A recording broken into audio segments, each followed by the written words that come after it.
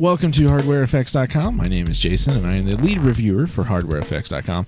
Today, we're going to be taking a look at the AverMedia Game Broadcaster HD. Now, I've already got this installed on my machine, but I wanted to go over everything that you get inside the box. First up, you get a different bracket. This is if you have a low-profile machine. You can still use it.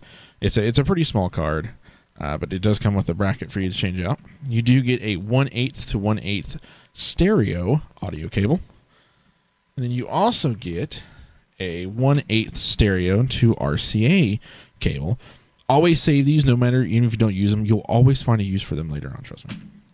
Of course, you get a VGA to high-def component. This will come in handy if you want to do streaming, which we'll get to here in a little bit.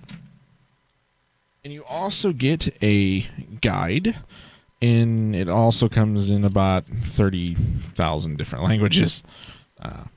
This is actually kind of cool if you've never used one of these or hooked one up or anything like that. You know, it's real short, so give it a read. And of course, you get the product warranty information. Now, like I said, I already have this card installed. So what I'm going to do is I'm going to throw up a picture right now so you can actually see what the card actually looks like.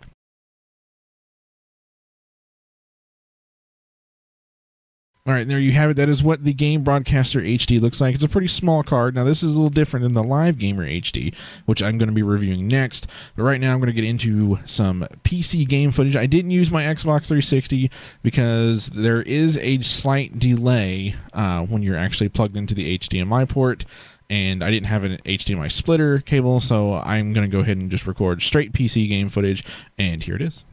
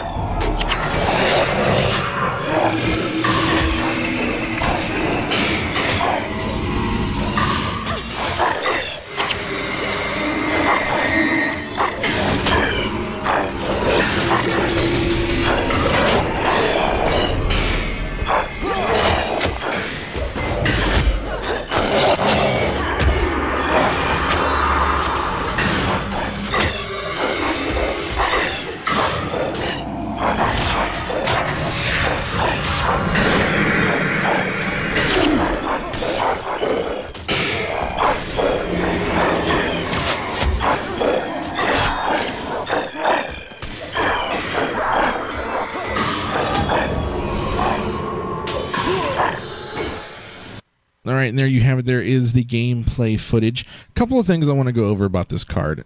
This card worked way better than the Colossal card that I reviewed earlier.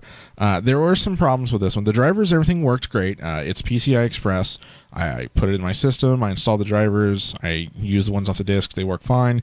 And then I went and tested them. Nothing crashed. Everything worked fine. I upgraded them to the ones that are on the website because they're newer. No problems whatsoever. The only thing that kind of I guess I was disappointed in was the fact that this isn't a pass-through system.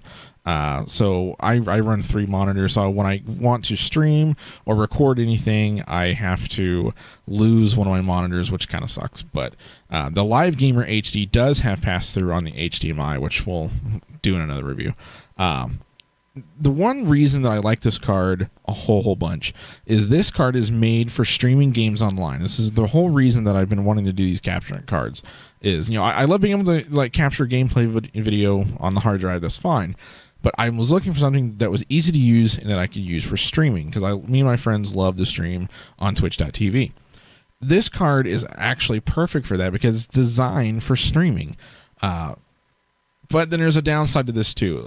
The Live Gamer HD is a hardware H.264 encoder, to where this is a software H.264 encoder. It does offload some of the CPU cycles onto the card, but not as much as a pure hardware encoder. So there's a little bit of frame rate lag, a little bit. You know, I don't see it too much on my system because it's pretty high end. But for someone who's running a medium system, you would notice a little bit more of a lag when you're in there. That's the one disappointment that I had with the card, other than the fact it's on a pass-through. The software that comes with the AverMedia card is actually pretty cool. It was easy to install, easy to configure. I did run into one problem of the audio. I couldn't select the actual AverMedia card as a microphone to record the audio through the HDMI signal. I don't know why it wouldn't let me select it. All the videos came up just blank, and even when I chose the AverMedia card as the default playback, trying to kick it into that, the playback actually showed on the meter that it worked, but the mic part, or the recording part, did not. I tried other software, it did not work, so I'm not sure what I did wrong there. I ended up using XSplit, and that worked fine, because it basically takes whatever sound source is playing in the game. When it records, it uses that, and I used it to record the gameplay footage, and it worked great. Now, this is a 1080p card, unlike the Colossal, which is a 1080i card. Another thing that I'm actually using this for is I'm taking my Skype machine video into Wirecast. Wirecast is a software that I use to broadcast my weekly radio show, and Wirecast picked it up just like that. All the settings worked, everything, and now I have a 1080p feed from my other computer to bring in my Skype guest into Wirecast. So if you're running Wirecast and you're looking for a cheap capture card that has HDMI in, this is perfect. This card worked great. I had no problems with it. I'm using it in Wirecast, which was a big deal for me, because I can actually use Wirecast to broadcast to Twitch, and of course I use it for my weekly show. I bring in Skype video, or even if I want to bring in an HDMI camera. It's a really cheap HDMI capture card that works great. You install the drivers, you install it, it's just done. It works, unlike some of the other cards. But you know what? If you like this review, you can head over to our website at HardwareFX.com. And at the very top of the page, we have some social links. You can follow us on Twitter and Facebook, YouTube, and of course our RSS feed. My name is Jason, and we'll see you next time for another review here on HardwareFX.com.